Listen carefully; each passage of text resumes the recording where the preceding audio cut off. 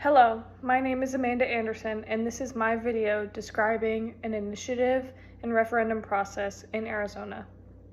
In the state of Arizona, there are 5 different processes for initiatives and referendums, but before going into detail about these, it's important to first define what an initiative and referendum are.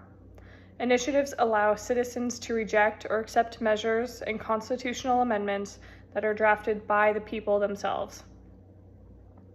A referendum is the process by which voters reject or approve constitutional amendments that are proposed by the legislature. In the case of Arizona, there are 2 subcategories of initiatives: constitutional and statutory initiatives. Constitutional initiatives allow citizens to make changes to the Constitution by either adding, modifying, or removing language. Statutory initiatives allow voters to propose or make changes to statutes, not constitutional amendments, that are proposed by citizens. Both constitutional and statutory initiatives begin the same way: a petition. Any registered voter in Arizona can start a petition by filling out a form provided by the Secretary of State's office. A petition must reach 15 and 10% of signatures for constitutional and statutory initiatives, respectively. This means that 15% of voters who voted in the last gubernatorial election must sign the petition for it to go forward. So if there are enough signatures, the Secretary initiates phase 2 of the process, which is the ballot. The proposed amendment will be on the next electoral ballot as a numbered proposition with either a yes or no option for voters to select.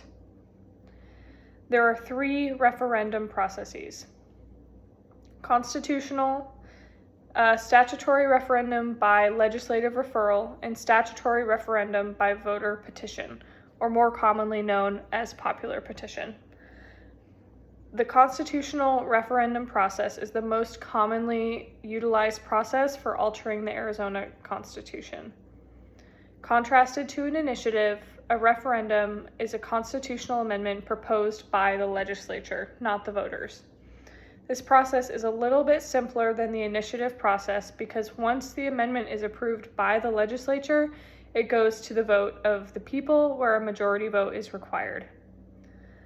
Statutory referendum by legislative approval is aimed at regular laws, not constitutional laws. When the legislature passes the bill, it can either go to the governor, which is the traditional method, or to the voters. If the bill goes to the voters, it is in the next election where voters are given a yes or no option. This method of referendum is historically infrequently used, but has become more popular in recent years. Finally, statutory referendum by citizen petition, or popular referendum, allows voters to directly interject in the lawmaking process and stop a bill that was already passed and approved by the legislature and the governor. And because statutes in Arizona, most of them anyway, do not take immediate effect, given about 90 days, it allows voters to create a petition that attacks the freshly passed legislation. If they garner enough signatures, the legislation gets placed on hold until the following general election, where voters will decide to reject or accept the law. And the main difference between a referendum and an initiative is who proposes the changes. In referendums, changes are proposed by the legislature, while initiatives are proposed by the citizens. Initiatives must also reach a certain percentage of signatures to progress in the process. And of course, there are benefits and drawbacks to both initiatives and referendums. One of the biggest contentions for both are that citizens lack the legal expertise to make laws. One of the drawbacks for the initiative process is the high signature requirement. This has led to initiatives being taken over by wealthy firms or individuals who can spend the money in order to get the votes.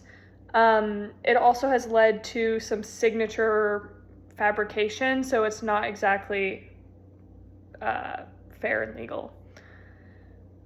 Additionally, citizen-led initiatives are often extreme, inflammatory, and are more likely to have flaws because they don't go under the same scrutinizing hearings and review processes that referendums have to.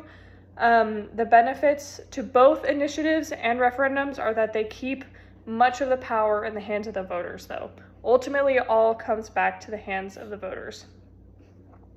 And one of the drawbacks to the referendum process is that it can be seen as a way to undermine the role of elected officials. It can also be seen as a way for the government to sidestep controversial issues, sort of to pass the buck, so to say. It is particularly clear when it comes to statutory referendums by legislative referrals.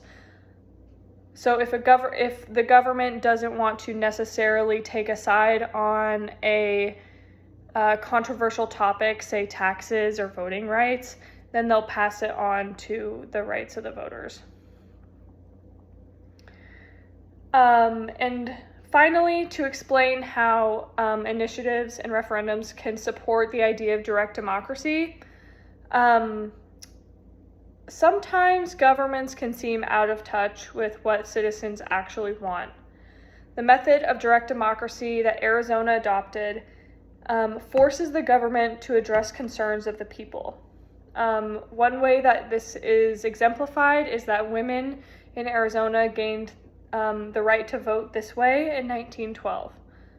It also encourages a more educated and active participatory population. Thank you.